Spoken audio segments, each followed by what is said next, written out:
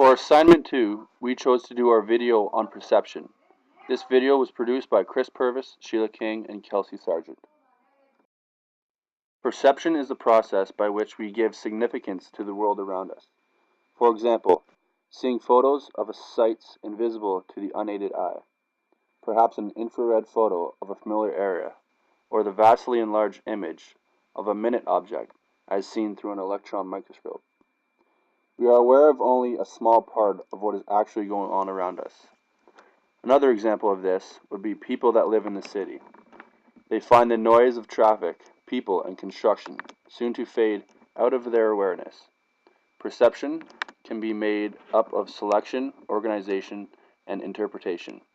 In this presentation, we will be focusing on the concept of selection. There are several factors that cause us to become aware of some messages and ignore others. Our selectivity controls what comes to our attention and what doesn't. There are a few components that make up selection that we will be focusing on, which is intense stimuli, repetitious stimuli, contrast, and change and motives to determine what information we select from our environment. Intense stimuli often attracts our attention, such as louder, larger, and brighter objects. We are more likely to remember these things due to their intensity in our normal surroundings. Intensity isn't just a matter of physical properties or cues. We also pay more attention to people's behaviors once we become attuned to them. An example of this would be getting annoyed at a friend who talks too much. You're going to tune into these behaviors that feed your aggravation. Another example of intense stimuli that we notice in our everyday lives would be a cop car. You may not notice them in your regular commute mixed in with the traffic until they turn on their sirens.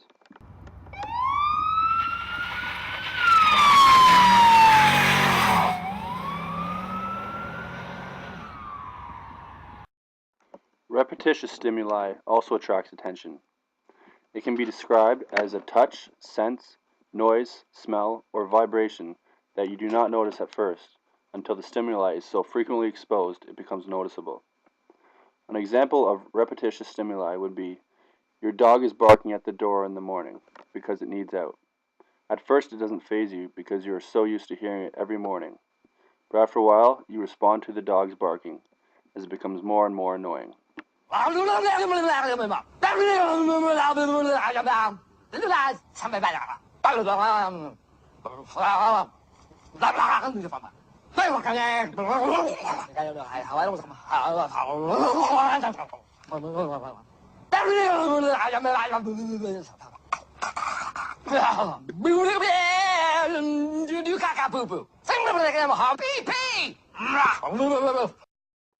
Unchanging people or things become less noticeable day by day. An example of contrast and change would be getting in a car accident and having to find another mode of transportation. Many people don't realize how important it is to have a vehicle until it is gone.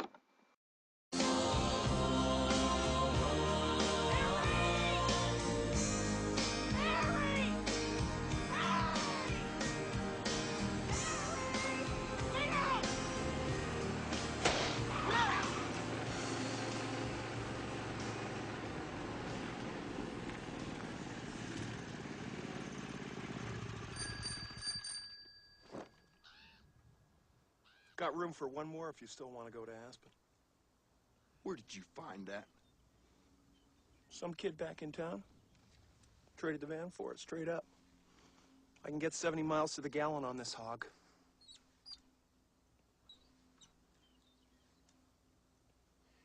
You know, Lloyd, just when I think you couldn't possibly be any dumber, you go and do something like this.